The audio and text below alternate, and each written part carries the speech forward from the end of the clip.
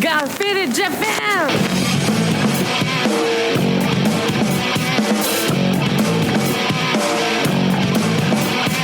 Yeah, all the time I'm on business. I'm all about my business, but I ain't got no briefcase. Yeah, all I got's some whiskey. Open now the whiskey, bring it to you.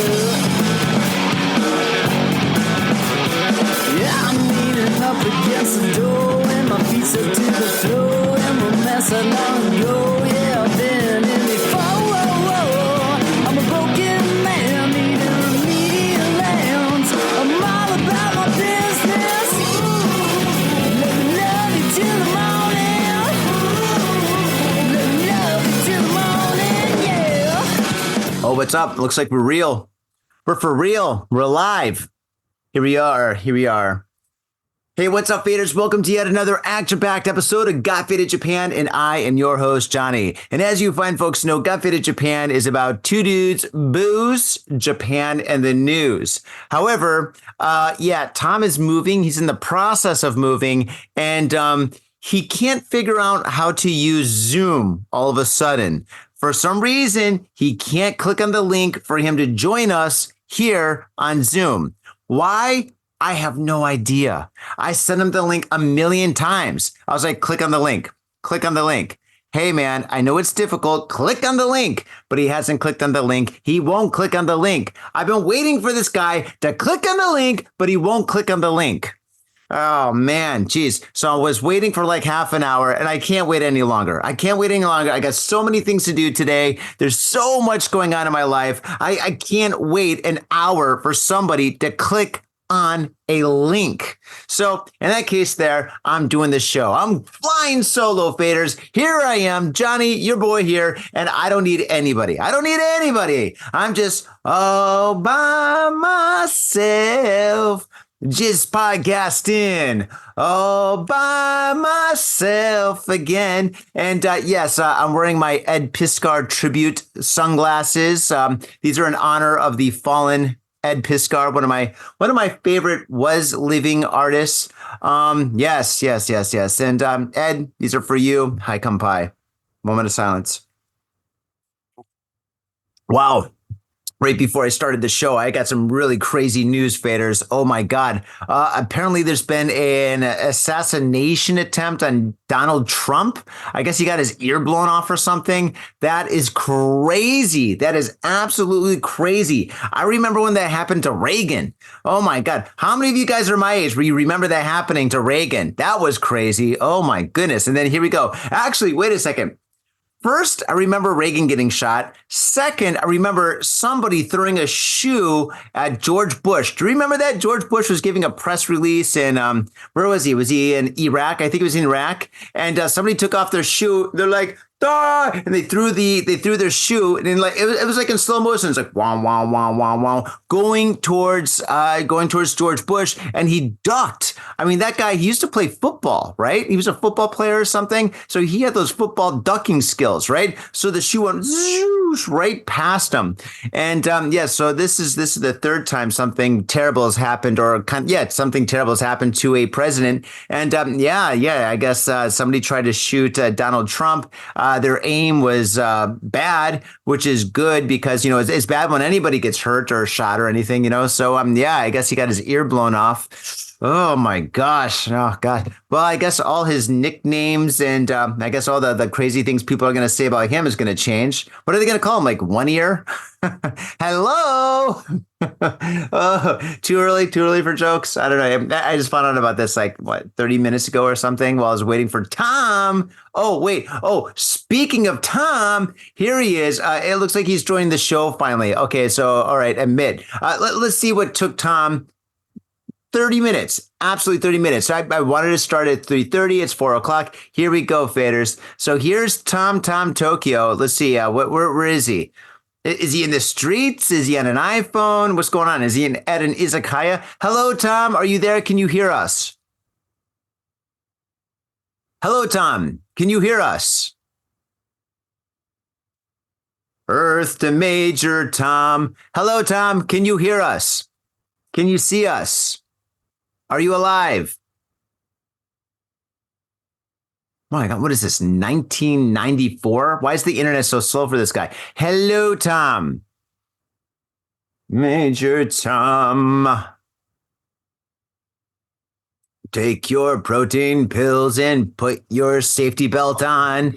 Oh, there he is. Oh, whoa, God, not good. Wow. So Tom, good to see you. We are streaming live. Streaming live. You are live, Tom. Okay. Yeah. Really sorry about that. And I'm guessing if you can see the rest of the stuff, it probably looks like shit because we're in the process of moving. So sorry about that. And Yeah, yeah, no problem. I gave you a little shit before the show. Sorry about that. Not really sorry. it's not your fault. Just got a new PC, and it's either my tech skills are out of date, which is quite possible, but the computer is just fucking fighting me. You look like Ted Kaczynski, and you sound like Ted Kaczynski, the Unabomber. Oh, I hope I'm not that bad. Hold on. Let me adjust.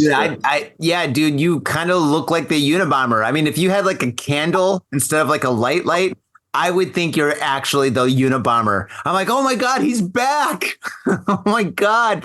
Oh, and he's back and he's really pissed about that Apple phone. Oh, that iPhone. I'm angry. Go. So, how long has it been since you like shaved? Did you just like wake up from a coma? Nah, it's been a couple weeks. A couple weeks. A fucking beard. I think it looks cool with the salt and pepper. Yeah, I don't know, man. The thing is, when it comes to a beard, if you don't shave for like 4 days, you kind of get that cool kind of like a non-shaven look. But if you go from 4 days to about 3 weeks, you're kind of in that middle area where you just look homeless. And you're in the homeless kind of department right now, man. You're in the homeless field, dude. You are homeless AF for sure, dude. Like if you let it go for like maybe another 3 weeks, maybe you're going to kind of get like the wizard look, and that would be kind of cool. Now you're making me feel bad because, like, remember you used to give me shit, like your fashion sense isn't that good and blah, blah, blah, blah. That's fair. You know, I give a fuck because, like, I'm happily married. And when I was, looking fly back in the day, it was for the ladies. But now my only goal for fashion sense is to walk down the road and not look like a hobo. You look like a hobo. Fucked. And I only give you shit about Crocs when you used to wear those goofy plastic rubber shoes. Those were dumb. Those are dumb. I'm going to be honest, man. People that wear those, dude, I'm just like, oh God, why are you wearing those, man? And you should cut your nails. Your toenails are long, man. Actually. Oh, man. So what's going on in the world of Tom? You finally decided to pull the trigger and you're moving out of South Tokyo. Where are you going? We are going down to, well, you know what? Let's just call it one of the Yokohama suburbs. A suburb of Yokohama is a suburb, isn't it? It's a suburb of Tokyo. So you're in the deep suburbs, the deep burbs. I don't know. We got easy access to Yokohama, but basically, like, good. Yeah. So we shopped around. We looked at three different. Well, we had to shop around a couple of different places because like one couldn't help us out. We looked at three different places. Yep. First one, house. Yep. 2-story house. 2-story house. Hell yeah, dude. 2-story house, dude. That means house parties. Yeah. Not looking bad. That was our first choice. Nice. We couldn't see inside, but like, it looks good. Mm. Yeah. Second one. 2, 2.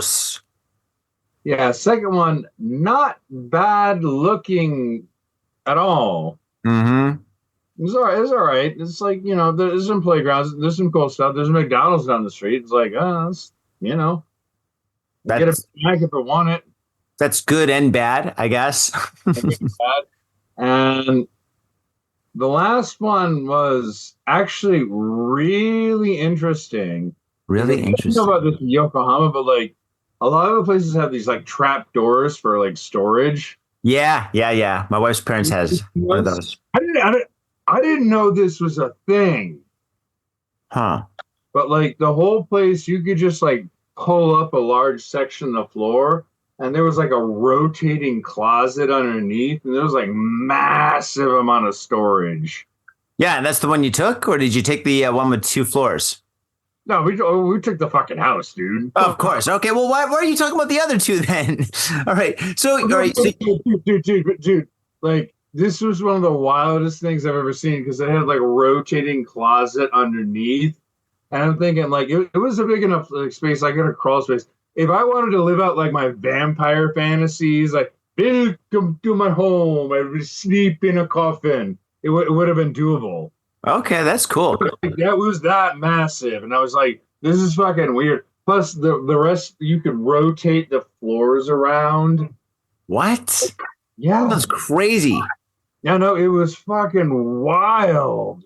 Oh my God. Well, it's probably from like the 70s or 80s, because back in the day, the 70s and 80s, people had a lot of weird houses and a lot of weird things in their apartments. I mean, some people even had Murphy beds, so I mean, it's just like, yeah, I can see like it having, well, I can't see that. That's actually kind of crazy, but having like a rotating closet in your basement, I guess. Is that what that is? I don't know. No, it's not even a basement, it's a trap door. You just like pick up part of the floor, remove it. And it's just like this gigantic storage space, and it's like a rotating closet. That's cool. Oh, wait, when I said Murphy bed, that's in America. People used to have Murphy beds there. In Japan, I've never seen a Murphy bed. I misspoke. I just realized I said that. I was like, Murphy bed? What? I'm slightly hungover, okay? Okay, fair enough. The reason we didn't take that one was like it was on the 3rd floor with no stairs, and I'm doing construction work right now. And don't get me wrong, I go up and stairs like up and downstairs all the fucking time.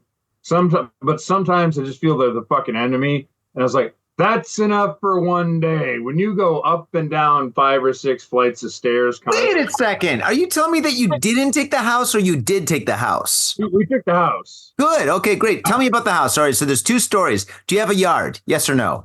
Yes, but it's small. It's small. Can you barbecue? Yes or no? Yeah. Good. We have a yard and a small garden. A yard and a small garden, like a flower garden. There's nothing planted there yet, but it's doable in the future. Okay, so you have like something that used to be a garden, but now it's just a bunch of. So it's a yard with a pile of dirt. That's what you got. But still, that's cool, man. That's a great place to put your barbecue or to grow your spices or something. It could be turned into a garden. I'm just like looking at it like, yeah, we got a little bit of space here. Yeah, just get a grill, start barbecuing. I was like, no, you cannot do that. You can't barbecue? Why not? I would totally barbecue. I'd have like fucking campouts and barbecues, and dude, it'd be awesome. I'd build a treehouse. Oh, because you know how it is. It's Japan. There's a bunch of fucking rules.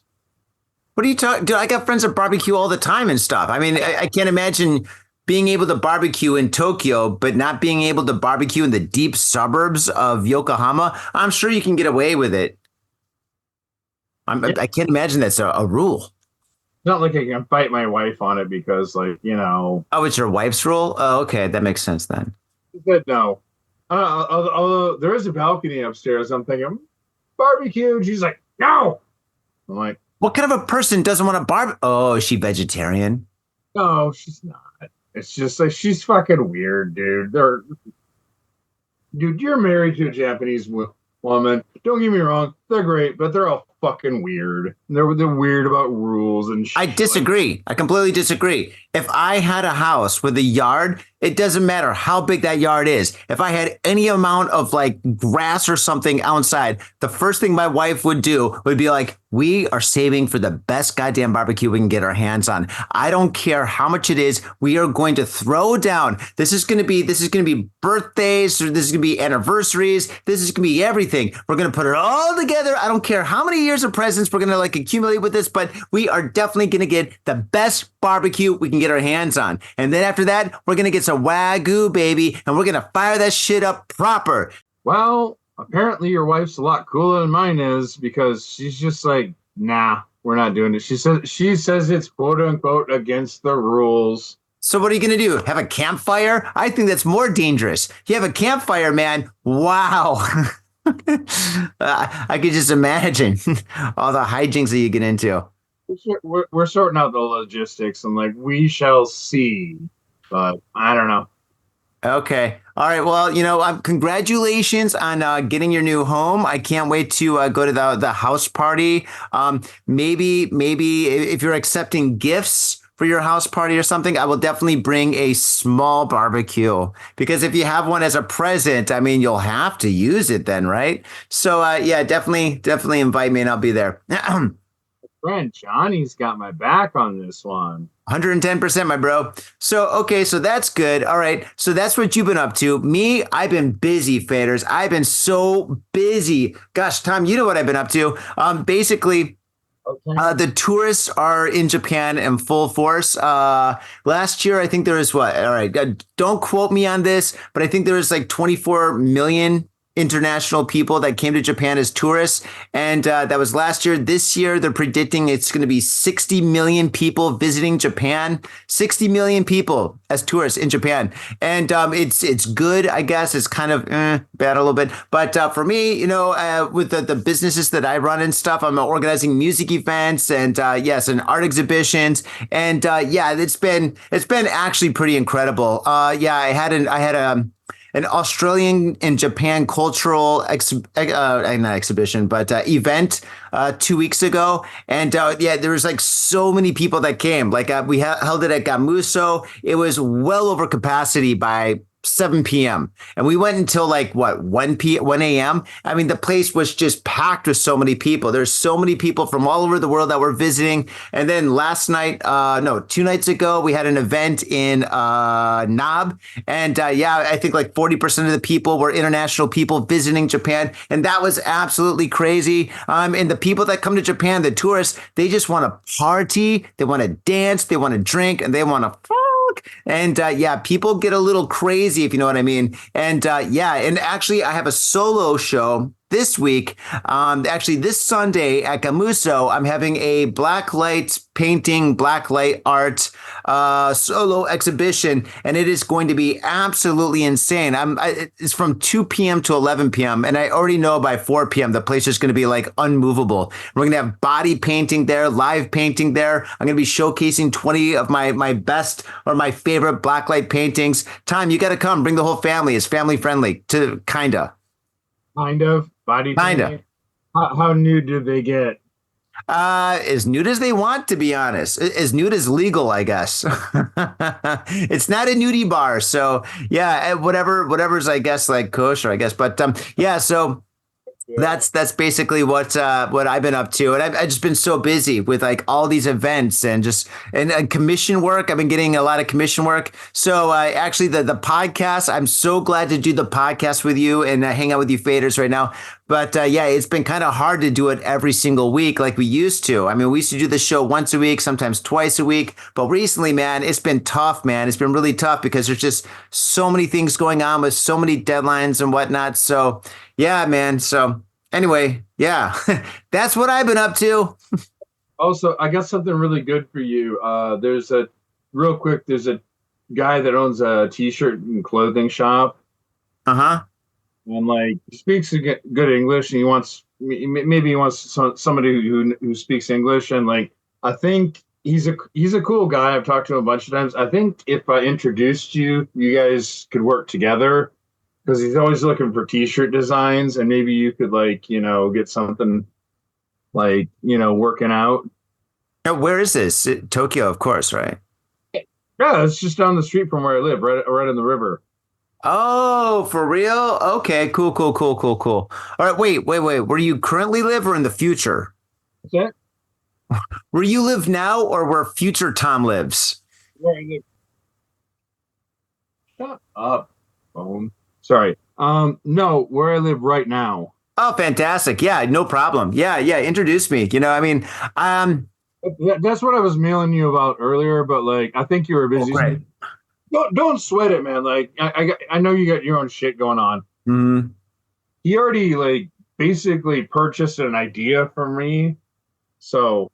Oh, for real? Yeah, dude, I've got so many shirt designs. Actually, faders, if you go to our Redbubble, we've got a lot of stuff going on. Good idea for a design. And he's like, can I use that? I'm like, yeah. He goes, how much you want for it? I'm like, actually, just a couple T-shirts for my friends and family. It was like one of my sayings, the 80-10-10. What are you talking about? 80-10-10. I'm talking about this like with marriage and having kids. Like, okay, basically what I do is like I go out and crowdsource it and ask everybody. And like generally speaking, like 80% of the stuff, the advice I get is good. 10% I think speaking is good, but it just doesn't apply to my, to my personal situation. And the other 10%, well, you just get bad advice. True. Yeah, I guess. Yeah. Okay, cool. So 80-10-10. Dude, like, that's a cool saying. Can I make a T-shirt out of it? I'm like, yeah. He goes, how much you want for that design idea? Let me guess. You said you didn't want any money, but you wanted a couple of shirts to give to family and friends. Yeah. How did I know? Oh man. Like I could introduce you to this dude, and I think you get along.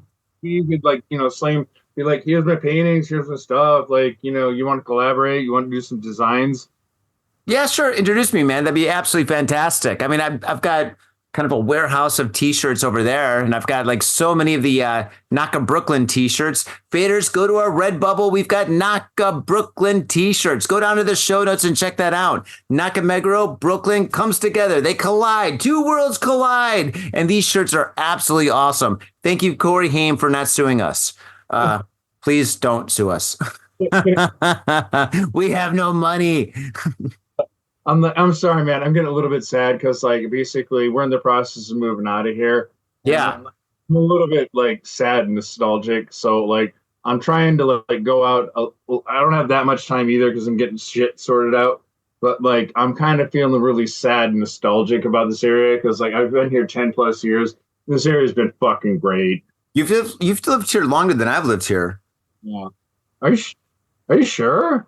I came to Naka Brooklyn in 2012. Oh. And I think you were here before me. Really? Okay. I think so. I mean, it could be wrong. I mean, dude, anything over 5 years is like long. So anyway, but yeah. But anyway, you're going to be, what's going on? Why are you putting the what's up? You don't want me to say where you're living? What's going on? I live in Nakameguro. I'm just like feeling like a little bit sad and nostalgic that I have to say goodbye to this area because I fucking love it. Yeah.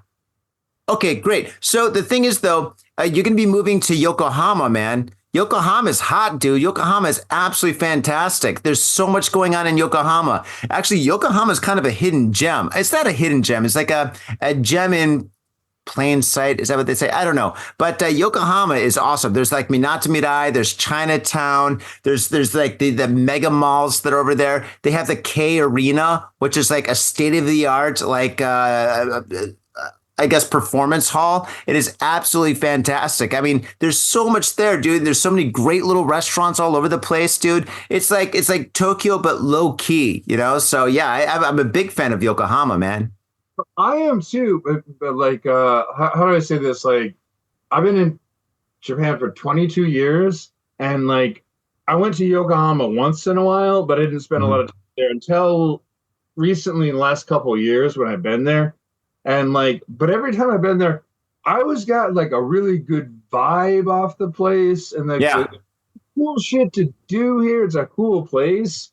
But it's really progressive. Okay, cool. Yeah. Do you like reggae music? I don't know if you know this, like the laws, like they're the one, like Kanagawa, like they're the one prefecture that's anti-hate speech laws. So if you're a dickhead and you get on a public forum, you start spouting racist bullshit, the government will fucking fine you. So that's fucking cool. Well, that is pretty cool. Yeah, hate speech sucks, but yeah, man, that's awesome. I guess that's good for you. I can take care of myself, but I'm worried about my son. But not only that, we're in the process of moving down there. Like, I don't know if you've been through this, but like we had to search around for apartments, and basically sometimes they can just say gaijin no, period. Yeah. There's a goddamn thing you can do about it. Tom, we already had this conversation on the previous episode where we were talking about how to find an apartment. Remember that? I do. But like Yokohama's the opposite. They're like, yeah, you got jobs. You seem nice. Should be okay. That's it. Okay, cool. Very cool. Gaijin, okay, no problem. Nice. All right. So for all you faders out there that want to move to Japan, maybe buy a house, maybe a condominium or rent an apartment, I guess like the Yokohama Kanagawa area is way easier than Tokyo. And that's what Tom said. I have no experience in it, but yeah, that sounds pretty cool, Tom. Congratulations on your new home. All right. Well, on that note, Tom, wait, one more thing? Tom, if you're going to say something that you already said again and stuff, we should just move on. All right. Well, I'm just saying, like, we're leaving because it's cheaper. Because Yeah. Well, yeah. Once you get out of a major city, of course, it's going to be cheaper. I mean, if you compare like Manhattan to New Jersey, yeah, it's night and day. Yo, what's up, faders? Got Faded Japan has got a new sponsor. Our new sponsor is Gamuso Bar, located in Asagaya, Tokyo. If you're kicking it in Tokyo and you want to get your groove on, get your fade on, you better get your ass down to Gamuso. Gamuso is located in Asagaya. It's about 11 minutes from Shinjuku Station on the Chuo line. Gamuso has weekly bands, weekly performances. And hell, if you got your own event and you want to hold it at Gamuso, we'd love to host you. So contact Gamuso at www.gamuso.com. That's www.gamuso.com. That's right, Gamuso has not only beers in the bottle, but beers on tap. We've got every drink you want, so come on down to Gamuso. Gamuso, and if I'm working, tip me. Have your attention, please. Attention! Hey, yo, what's up, faders? Johnny here. You know I love booze and news, but I also love art. So come on down to thespiltink.com and check my art out. I've got tons of stuff there for you to check out. And I've got paintings, I got prints, I got videos. And I tell you what, if you like a painting, I could probably sell it to you. And I tell you what, if I can't sell you that painting, I will definitely sell you a print. I've got prints of all my work. Prints are about 2,000 yen each, about $20. But if you buy two, you get the third one for free. So come on down to thespiltink.com. Yo, and on top of that, I'm looking for commissioned work. So if there's something that you want me to do, I can make it for you. Just check out my stuff and see if you like my style. And if you like my style, I can definitely paint you anything on canvas, paper, whatever. I've done it all. So come on down to thespiltink.com. That is THESPILTINK.com. Thespiltink.com. Proper. Mitsuya Liquors. Yo, what's up, faders? If you're in Asia, if you're in Japan, if you're in Tokyo, if you're in Asagaya, you better get down to Mitsuya Liquors. That's right. For the most affordable prices in Japan, you can get over 300 different kinds of beer. That's right, over 300 different kinds of beer. And of course, they got all the shochu you need, all the sake you need, and of course, they got wine from California to Italy to France to New Zealand. They got it all. When I say they got it all, they really, seriously got it all. There's no joke about that. So get down to Mitsuya Liquors. And if you go in there and you say, Got Faded Japan, you will be more than welcome to go into their back room and drink those beers that you just purchased. That's right, Got Faded Japan at Mitsuya Liquors. And 3 times a week, they have a sushi chef there. So get your sushi on, get your drink on, get your fade on, and come on down to Mitsuya Liquors, located comfortably in Asagaya, about 5-minute walk from the station. In Tokyo and craving soul food? We've got just the place for you. Soul Food House in Azabu Juban. Check out what we do at soulfoodhouse.com. Come by and taste the love. We look forward to feeding you.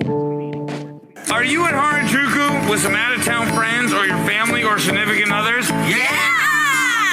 Do you want to chill and drink beer and eat sandwiches while your friends overpay for glitter unicorn socks? Yeah! And the flavor's gonna make you complete at Harry's Sandwich Company. So come on down to Harry's Sandwich Company in the heart of Harajuku, right off Takeshita Street. See you there! All right. So, Tom, you want to go into the news? Yeah, I do. Yeah, fuck yeah, let's do the news. So I've got 3 articles, and they're all fired up, ready to go. Tom, how many articles do you have? Are you okay to read? Are you all right? Rolodex. You've got a Rolodex? All right, cool. All right. Let's see here. Okay, so I'm going to go first. Wait, are you ready? Yeah, I'm ready. Sorry, I got him on my phone. I'm ready. I'm good to go. Okay, all right. You got him on your phone. Okay, cool. Well, I'm going to go first, okay? All right, we're live, so I mean, I'm not editing any of this stuff on. Actually, faders, yeah, we basically are just gonna just upload this because we haven't uploaded in about a week and a half. So yeah, that's what I'm definitely gonna do. Okay, here we go. Tom, I got a question for you. Can you answer a question? Depends on the question. Okay, so Tom, what are some unusual things that you should never bring to an airport? Unusual things like guns and drugs, and besides that, in Japan they get weird rules about like fruits and vegetables coming in because they don't want diseases spread. Okay, those are kind of like the usual things that you shouldn't bring. But okay, so you can't think of anything. Well, fruits. Okay, yeah. So okay, yeah, you shouldn't bring fruits. Okay, you shouldn't bring, of course, like all like the standard illegal things, of course. Okay, well, I guess that's going to lead us to our story here. This story actually does not take place in Japan, but it does involve a Japanese gentleman. Okay, here we go. The story takes place in beautiful Honolulu. A Japanese man arrested for carrying hand grenades at Hawaii airport. Dun, dun, dun. Could you imagine this guy walking into the airport just being like, oh my God, they told me they were coconuts. I swear to God, they look like coconuts too. I had no idea. Moving forward, a Japanese man was arrested Tuesday for allegedly possessing 2 hand grenades in his carry-on baggage at Hilo International Airport on Hawaii Island, police said. The police arrested a 41-year-old Akito Fukushima on suspicion of first-degree terroristic threatening after items resembling hand grenades were detected during an X-ray screening. They were later determined to be inert grenades. Oh, okay. So what that means? That they're flash grenades or fake grenades? The airport temporarily suspended operations and evacuated the terminal area. Oh, I'd be so pissed. I'd be so pissed if I'm in an international flight and I book like a flight ticket like 3-4 months ahead of time, and I've got everything all lined up for me to go to like Japan or Korea or maybe Mexico or so, I don't know. And all of a sudden, like everything is delayed for like 6 to 12 hours because some dumbass brought some grenades to the airport. I'm gonna be so pissed. I'm gonna lose my shit. Okay, Fukushima and Kanazawa Ichikawa prefectures was the airport to determine the United States. What this has nothing to do with this. Police will investigate his motives for possessing the grenades. Okay, this sentence above here makes no sense whatsoever, but the bottom one does. Police will investigate his motive for possessing the grenades. Actually, you know what? I grew up in the United States, and I have never, ever, never once seen a hand grenade. I've seen them only in movies. And I know the cool way to throw a hand grenade is to take the pin and put it in your teeth and pull it out like a man. And then you throw it at the enemy. And then after 5 or 10 seconds, kablam! That's all I know about hand grenades. I've never seen one. Tom, have you ever seen a hand grenade in real life? Yeah. What? Where? I've been on base and I've been in the military. Also, you can't pull them out with your teeth because of safety, but you got to pull them out regularly. You can't do that like Action Jackson and Chuck Norris from Mission Impossible. No, it wasn't Mission Impossible. It was it POW, the POW one? What was the one? Chuck Norrison. What am I thinking of? Mission. Chuck Norris, what about Arnold Schwarzenegger Commando? He's Chuck. I don't think Arnold Schwarzenegger has ever pulled a pin out with his mouth. That guy's too tough. He's like, I use my fingers. I don't care. I don't care. But yeah, Chuck Norris always used his mouth, didn't he? what was that? Missing in action. That's it. Missing in action. Did I say Mission Impossible? I was close, man. I was 70%. Oh, I got to stop doing the show when I'm hungover. I'm at like 65% right now. Okay. Well, anyway, yeah, something that you should never, ever, ever, never, ever bring to an airport, well, of course, are hand grenades. Yep, that's a no-no.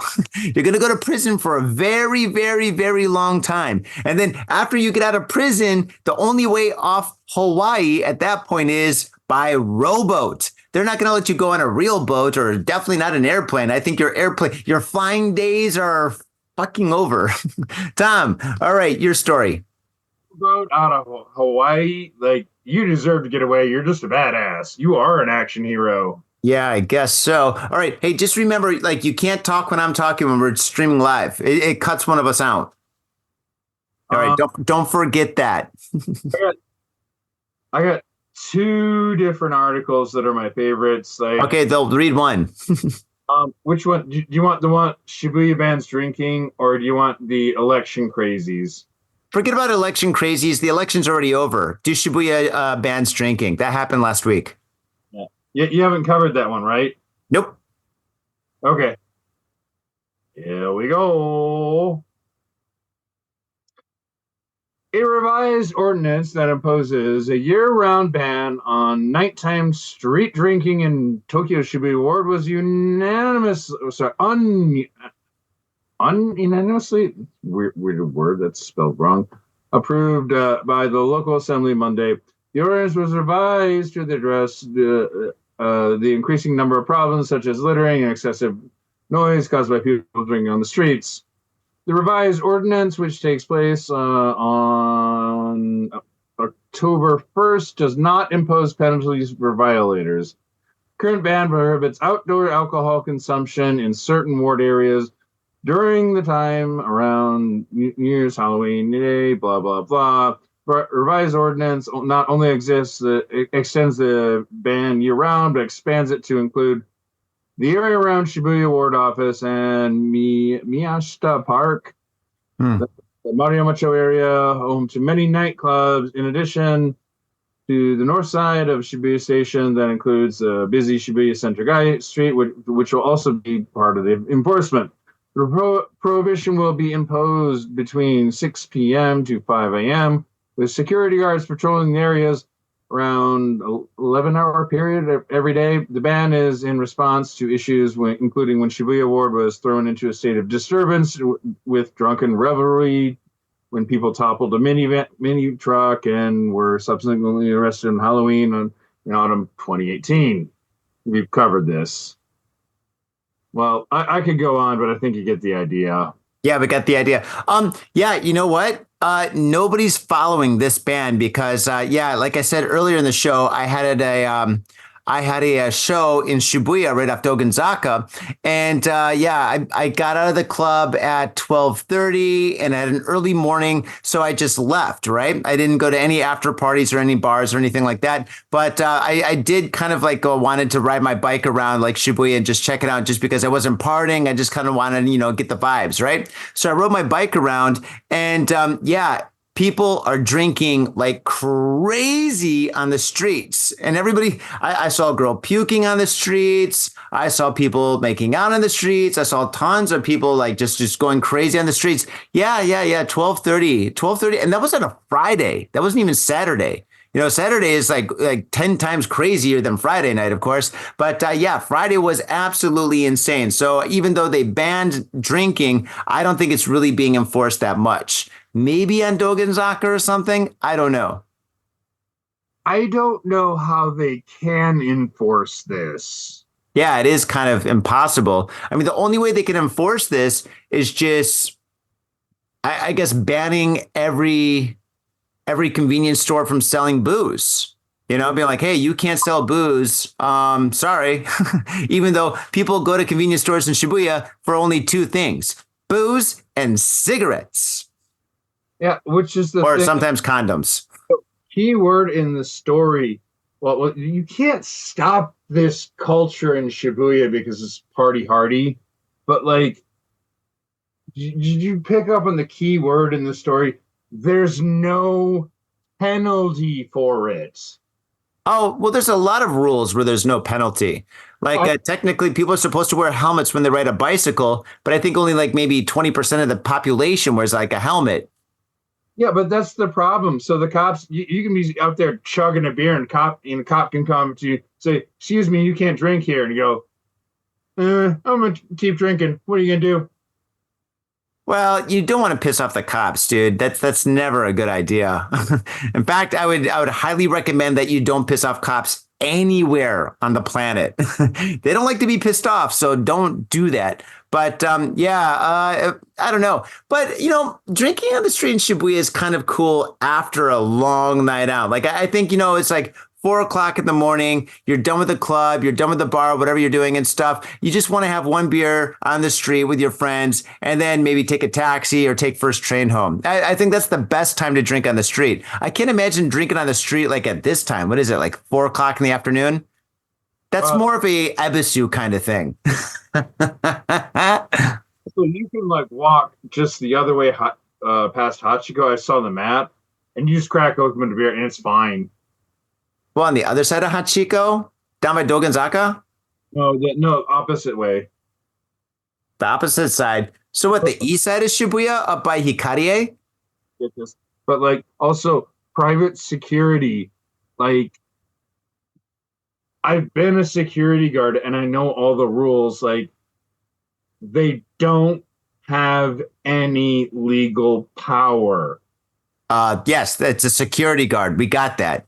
So, you can just say, "Nah, I'm not gonna do it. Fuck off," and they'll go. All right. Just ignore them. They'll go away. Well, if you want to be a dick, you can say that. I mean, shit, dude. Security guards here are usually like 80 years old. So if an old man came up to me and he's like, "Can you please not drink on the street?" I would actually be like, "Okay, you got me. All right, sorry about that. I just wanted one for the road, but okay." I would listen to him. I'd just be nice. But okay, next story. Tom, this isn't debatable. It's a rule. No, but not only that, but like, how badly can they fuck up the economy? That is so much Shibuya. No. Who cares about drinking on the street? That is not going to benefit the economy at all, dude. The tourists and the people who are drinking on the streets are already here spending so much money. Dude, at my venues and my parties, tourists come in and they buy bottles of champagne by the dozen. They don't give a shit, dude. The Japanese yen is so low. They buy bottles. They're like, all right, cool. All right, we want shots. Let's get a bottle of Jameson. Give me the bottle of Jameson. We'll buy that. How much is it? They don't care. They don't even care. Take my card, take my money. Dude, like the convenience stores, who cares? Who really cares? Then besides, convenience stores are always making money. So forget about that. Okay, next story. About that, because I would love to take my kid back to America and hang out with my family, but fuck the exchange rate. Okay, yeah, the exchange rate. Ooh, not fun. Okay, next story. Here we go. 2 Vietnamese arrested for stealing Tokyo bikes. 70 thefts suspected. Oh my goodness. Stealing bikes. I've had 3 bikes stolen in Tokyo. So out there somewhere, 3 bikes are on the streets that have my name and my registration on it. But that's okay. I like my bike now. Okay, here we go.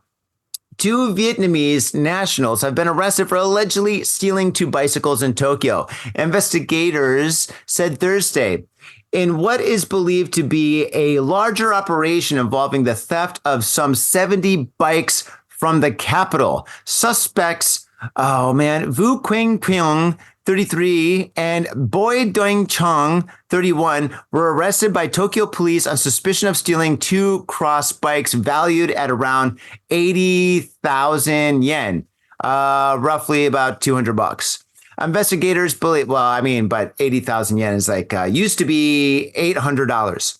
Now it's not. Investigators believe the pair entered Japan repeatedly from October to steal bicycles, disassemble them into parts, and then take them to Vietnam. Holy smokes. I thought it was just 2 drunk idiots stealing bikes, but no, holy smokes. This is a whole enterprise.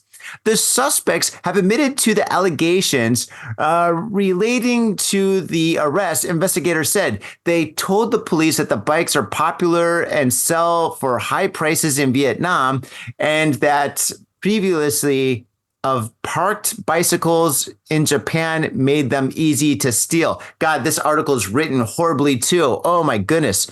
Okay, the two are suspected for stealing two bikes belonging to a 34-year-old man from the grounds of a residence in Tokyo's Toshima ward at around 4 a.m. to July 2nd. See, now this is interesting because for me, when I read this article, I just thought it was like two drunk idiots stealing those electro bikes. You know, those bicycles that look like motorcycles that go like 50 miles an hour.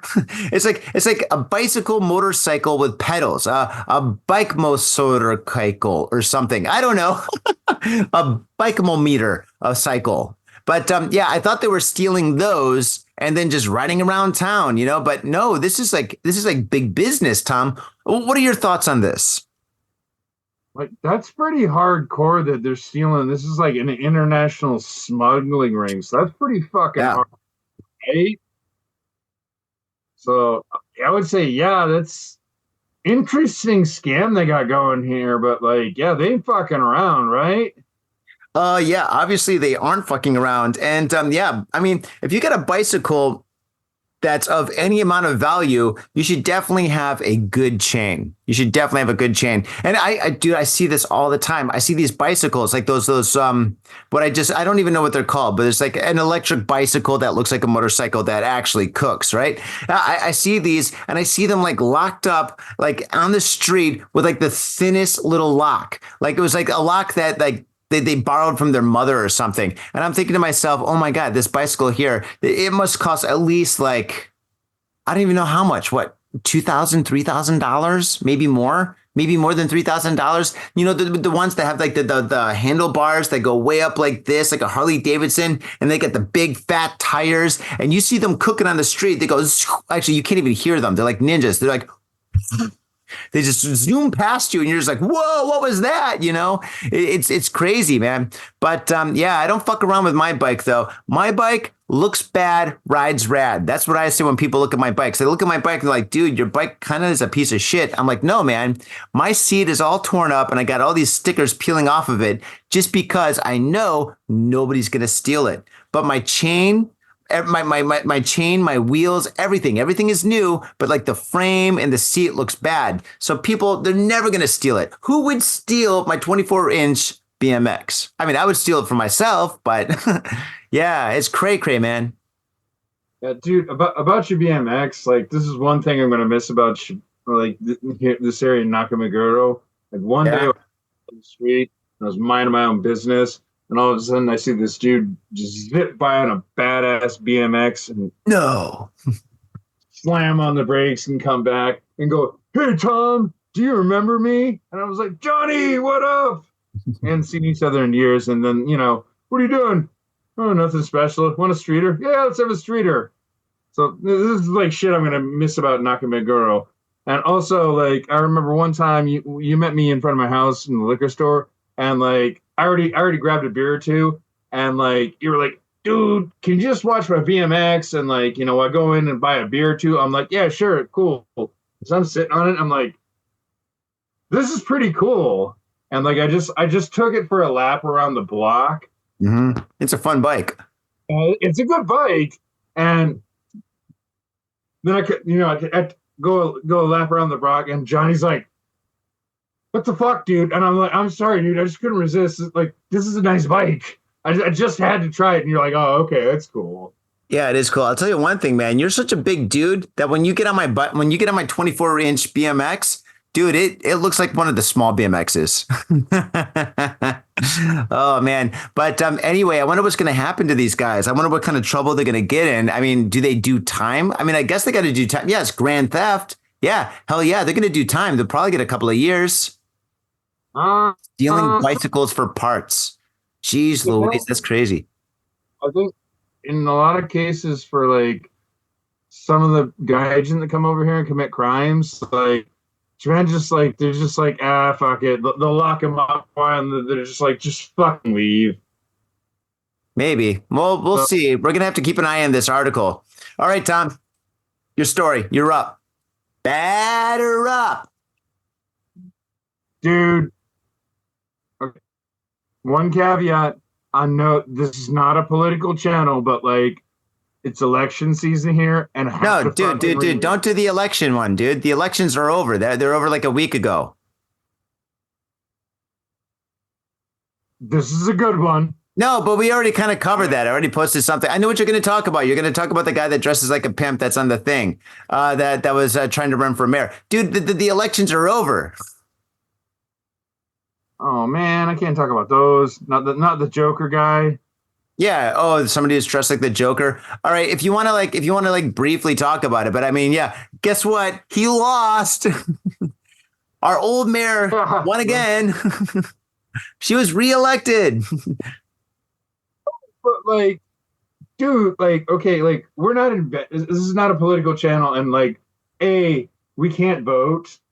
B, like, it's a rule. The guys aren't supposed to mess around with politics, so we don't really mess around with this. But I always love election season because they always get some crazies that come out that have no business running for politics. I think that happens in any everywhere. way, shape, or yeah, it does. But I can't talk about the Joker guy that lost as mayor. Was posting porno pictures.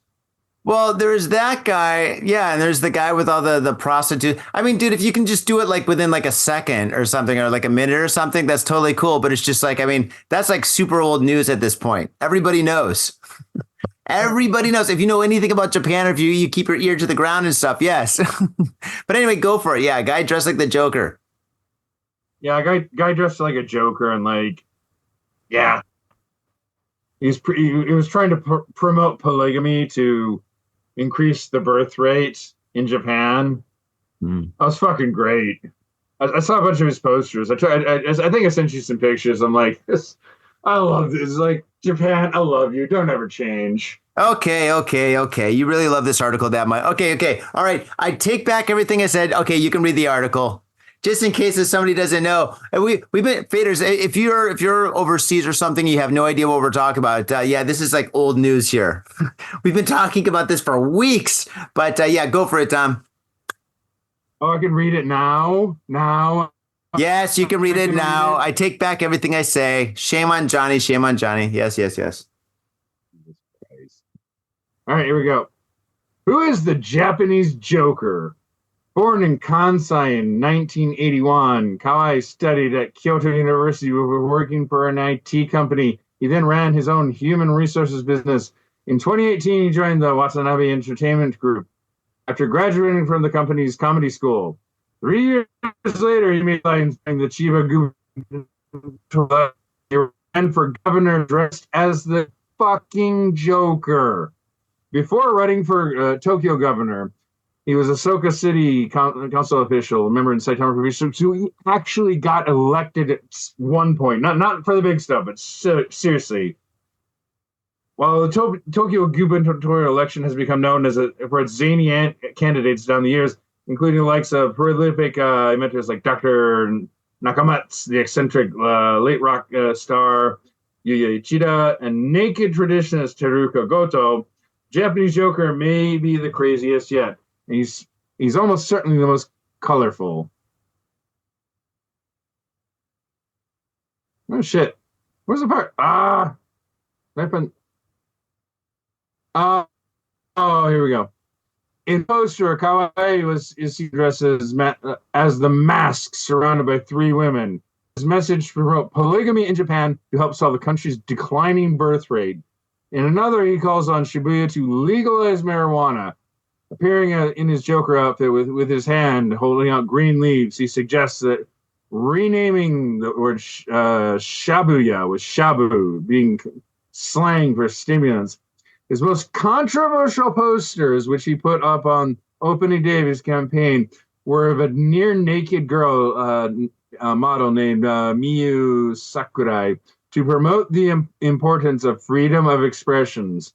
Locals were angry at the images as children could easily see them. Kawai was warned by the police over a possible violation of Tokyo's anti-nuisance ordinance and subsequently took them down. Death threats were made against Sakurai. Yeah. The political, what you call it, the political billboards that are in our neighborhood. Somebody went around and took down a lot of those, what you call it, posters of him back when this was happening. The thing is, I kind of agree with him with the polygamy because the thing is, it's just like the birth rate is so low right now that it's just like, yeah, get out there and get busy, all the other stuff, that's their own thing. But the thing is, it's just like, once again, we can't vote. So yeah, it's just like we could watch the election, we could see it unfold, but we have absolutely no control or say in it. Do you think we should be able to vote? I mean, after paying taxes for so many years, I'm not sure. Would you vote? I don't think I would vote. I'll pare the story down, but most of the Japanese don't even vote. Like, politics here aren't that interesting. Like, one party controls 80 or 90% of the politics, and people just aren't that invested in it. Like, if you go to America and say, "What do you think of the president?" You'll get an opinion. But if you say it just to a Japanese person, they'll just go, Yeah, most people aren't interested in politics. In fact, whenever I talk to, probably because I'm not Japanese, but whenever I talk to somebody about politics, which I usually never do, I'm not really a political person. It all goes back to American politics. What do you think is better, Bush or Trump? And I'm like, I don't know who is better. I don't know. I don't really care. But I get a lot of awkward questions like that are sometimes kind of weird. But yeah, all right. Moving forward, and Tom, once again, thank you for reading that article. All right, fair enough. I mean, me and everybody else that's in the country, we've heard this like a million times. Everybody's been talking about it it's like a dead dog at this point. But the thing is, though, for everybody that's listening overseas, I guess that is kind of interesting. So, yeah, so thank you, and I apologize. Johnny, apologize. I made a mistake. I realized. One caveat, remember the teddy bear machine gun guy? The teddy bear machine gun guy? Dude, that sounds like a name of like a really wicked band. We covered this like a year or two ago. Like, this dude had this, he's a host boy with he had a crazy poster with him riding a limousine, on top of a limousine with a teddy bear and a machine gun. I think I might have. Yeah. I know you remember this, but he ran again. He lost. Mm-hmm. Mm-hmm. Yeah, the extreme people always lose, I guess. Okay, moving on. All right. Remember the YouTuber influencer with the masks on her boobies, on her very big boobies? Yeah, I guess so. I don't know, man. I don't know. This is years and years and years ago, but yeah, I remember the adult star, the porn star that tried to run for mayor. That was pretty interesting. And walking by the political billboards was kind of fun for a while. All right, here we go. Okay, this is going to be my last story. It's short, it's sweet, and it's one that we've done a million times. Wait, maybe I'll do something completely new. Okay, here we go. This next story takes place in one of my favorite cities in Japan, Osaka. Aishiteru. Russian arrested in Japan for illegal export of personal watercraft. Now, in the news, the watercraft is a jet ski. It's a jet ski. Okay, a Russian national has been arrested in Western Japan on suspicion of illegally exporting Russian personal watercraft, jet ski, which are subject to trade restrictions due to their potential military use. A jet ski. The arrest of Andrei Sova, a CEO of Osaka-based logistics company, Astraco, logistics company. He should have known the logistics of moving jet skis overseas. Is the first arrest made for alleged violation of the Foreign Exchange and Foreign Trade Act since Japan placed Russia under sanctions over its invasion of the Ukraine. The police quoted the 38-year-old man as saying he would consult with his lawyer before speaking. Smart guy. According to the sources, Sova is suspected in the January 2023 of having shipped 4 personal watercraft, jet skis, along with diesel engines for vessels and 18 secondhand motorbikes to Busan in South Korea without declaring what were to be later sent to Vladivostok in Russia's Far East. Man, this is weird. So he's shipping jet skis and motorcycles to Korea, which is later going to go to Russia? What the heck, dude? Oh, wait a second. Are they Kawasaki, like the company Kawasaki or something? Because I'll be honest, man. Kawasaki, Mitsubishi, Honda, all these companies make really, really amazing vehicles, man. And maybe they got some awesome like jet skis and obviously motorcycles that are just like so sought after. And like maybe Russia, where people are paying an arm and a leg. Actually, if they're using Russian currency or South Korean currency and they're buying these and they're having them illegally shipped, they're probably making so much money because the Japanese yen is so cheap. That's probably what's happening. But he can't get them to Russia because of the sanctions. Tom, what are your thoughts? Quite possibly, but like, also, like, why are these illegal? Like, what do they think they're going to use them for? Are they going to be doing drive-bys with machine guns on, like, you know, James Bond movie? I hate fucking. No. It's illegal to export anything to Russia. So he's got jet skis. All right. From what I understand, what I caught from the article is that maybe he's got jet skis and he's towing other jet skis that have motorcycles on top of them. And he's taking them to Korea and then from South Korea and then legally having them shipped to Russia. Is that that's kind of like what it sounds like he's doing? I think so. I don't think he's a Bond villain. I think he's a Bond henchman. Yeah, he's probably a henchman. Yeah, you think he's working for Putin? Putin's like, give me the jet skis. And I kind of want a scooter too. Can you make it red? My kids love the color red. Yeah, Christmas is coming up. You know, yeah, I know. Yeah. Okay, but before December. Great, thanks. Spasiba. Oh, man. That's awesome. Well, you know, I mean, I feel kind of bad for the guy because, I mean, if this is his business of like, I mean, logistics and moving stuff or whatever, and with like sanctions against like his country, which he has nothing to deal with, that's too bad. That sucks. Poor guy. I kind of feel like it's like the earlier article you read about the Vietnamese guys stealing bikes and like, you know. Yeah. I guess like the black market will just find a way. Hey, as long as there's jet skis, there's a way. Oh my God, that's hilarious. Oh my God. Tom, do you got one more story? I do. All right, here we go. Last story. Last one. Last story.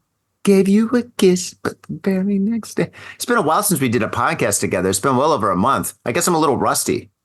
I'm sorry I couldn't link up with you yesterday, but I had my own shit going on. But like, we're all busy. Yeah, we all got shit going on. Like, best of luck with your event. Sorry I can't make it out. Okay, I think this might be a good article to end on. So this is very.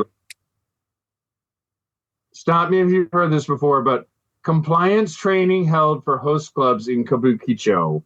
Oh, no. Read on, dear Tom. Read on.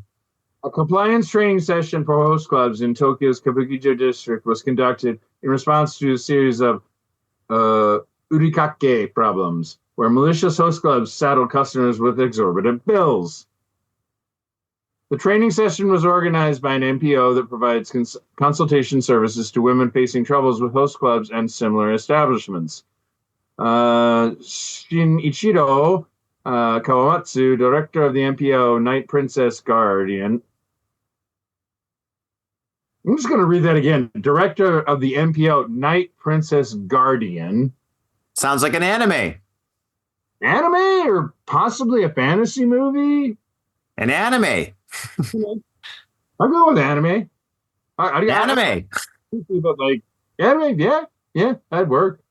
Said, when the perspectives of society and common sense of the public diverge from those within the host club industry, various problems inevitably arise. We see it as a significant issue when people end up in distress. Around 40 executives from Kabukicho's host clubs participating in the training, which covered topics such as employer liability for hosts who are individual business owners and basic legal knowledge.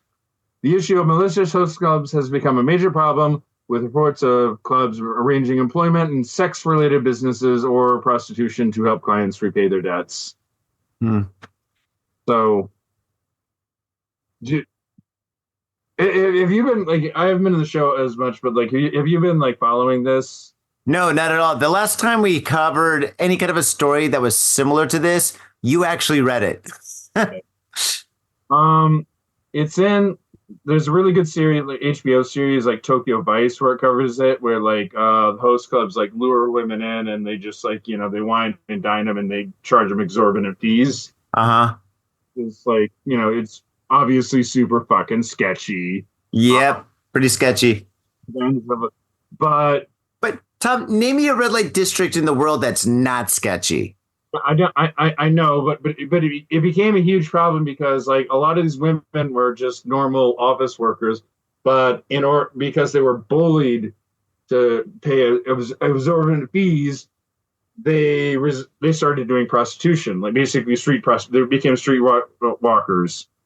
Wow. Yeah, but it's actually worse in other countries. Have you ever been to Paris? Oh God. Oh, no. I'm just explaining brief history about it. And like about a year or two ago, they basically said we're not gonna, like Shibuya, Shinjuku area where all this shit happened, said we're not gonna mess with it. It's whatever. But they got way too many complaints because like all the streetwalker prostitutes that had to do that. It's just like it's essentially the prostitution is a victimless crime, so they said we're just going to ignore it. There's been a huge public outcry, and like now they're doing a 180, and they're saying no, you can't do this shit. Yeah, well, I think Shinjuku or Kabukicho has got maybe 3 to 5 years before it's completely taken over by, you know, like tourist shops or whatever. I think it's basically Kabukicho is kind of like New York, downtown Broadway from like 1985 to 1990, you know, or 1995, you know, where basically like in the 80s, well, the 80s and before, like Broadway, like downtown Square was like the worst place. I mean, there was like all sorts of crime. You could just use your imagination. Taxi Driver, just watch that, and you'll kind of get an idea. But yeah, I think it's transitioning because, I mean, now if you go to Kabukicho, there's a lot of tourist-friendly bars. That they got a huge hotel. They got Kabukicho Towers. They have all these there's like a museum, like a wax museum there or something. There's like a Mr. Donuts, a Krispy Kreme Donuts. There's a couple of Starbucks. You know, there's the AMC Theater. It's only a matter of time before there's like a Disney shop or something or whatever. So I think Kabukicho is going to dramatically, I mean, it's already dramatically changing, but I think it's going to be unrecognizable in the next like 3 to 5 years. Oh, no. I 100% agree with you. Like, because we're already seeing it. Because first of all, what we were talking about earlier, like with Shibuya cracking down on like the Halloween bullshit. Shibuya used like Halloween Center. Like, that was going to go somewhere, so it shifted over to Kabukicho. So that, you know, there's that. But like, I'm telling you, like, man, the last time over like New Year's time, like I went to like Golden Guy, and like I swear, for New Year's, wow. But I swear to God, there were no Japanese people there. The only Japanese people there were the fucking staff. And they had... You could go there on a Monday night now, and it's the same thing. Yeah, there's no Japanese, no locals want to go to Golden Guy, which is sad because like our friend Go has a bar there, Deathmatch in Hell, that I love, and but the thing is, if you go there, there's like a line of people waiting outside trying to get into the bar, because I mean they're shoebox bars, they're so small, they only fit like maybe like 12 people maximum. That's really pushing it. Usually it's like 8, but it's just like, you know, the thing is, it sucks for us, but it's so great for him, and I'm so happy for his business. And you know, back in the day when there wasn't like this huge tourism boom, you know, I used to go to, like, same as you know, we used to go to like Golden Guy and just, you know, spend the night there and just go from bar to bar to bar to bar and stuff, you know, and that was like tons of fun. But those days are unfortunately over. So, but yeah, but you're gonna go to Yokohama, and Yokohama, I mean, dude, there's tons of places there where you can go drinking, which are probably not as cool but close. Dude, wherever I land, I'll be fine. But like, but I know what you're saying. Like, you are right. We're like seeing it transition where it's so fucking tourist friendly. Oh, it's super tourist friendly. Like, I mean, it's at the point where in Kabukicho you can count money walking down the street and nobody's gonna mess with you. Back in the day, different story. I mean, even my wife, like my wife has a work at home position, but like she has to go to Shibuya once or twice a month. Uh-huh. Complaining about the tourists. She obviously she's married to me. She's not racist, but like she's like, there's just so many goddamn tourists, and I just want to get to work, and they're all in the way because they're taking pictures and this, and they're not being rude or anything. Uh-huh. And like so some of the other stuff she said to me, like another time we were walking by Hachiko. This is Shibuya, not Shinjuku, but we were walking by Hachiko in the morning. We were gonna like take my son to like the park or whatever. Uh-huh.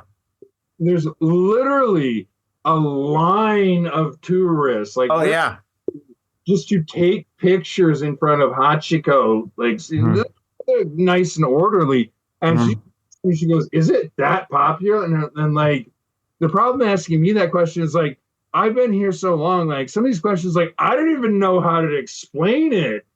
Yeah. But it's the new norm, man. It's the new norm, and nothing's going to change. Nothing's going to change. So, yeah, they're expecting, I think I said this at the beginning of the show, 60 million tourists. And next year, that number is going to be even higher, And so just get used to it. It's just, this is how it is in Tokyo. But for you to move so far out, I don't think you're going to have to worry about this, or about the tourism. But I mean, there's a lot of businesses that are actually doing so well. I mean, go to Shibuya. It's tonight. Tonight's Sunday. Go to Shibuya. Go anywhere in Shibuya, and every single business is like cha-ching, cha-ching, cha-ching, cha-ching. I mean, people are spending money like crazy. Like I said earlier, when people come into like my parties and stuff, they're buying bottles. They're buying bottles. Like, all right, shots. I want a bottle of Jameson, and of course, the price of a bottle of Jameson at a nightclub is going to be extraordinary compared to like if you just go to like down the street to the store and buy one, or Don Quixote or whatever. But anyway, you know what? For me, it's a great thing. So, I'm not complaining. I mean, yeah. Okay. Hey, you're making me really want to start organizing events again, even though I'm like, I think those days are over for you, old man. Oh, yeah, I'm an old especially with that homeless beer, dude. But like, yeah. That's the thing. We've been here so long. Like you and I have been here for so long. We've seen like Japan just go through so many changes. Yeah.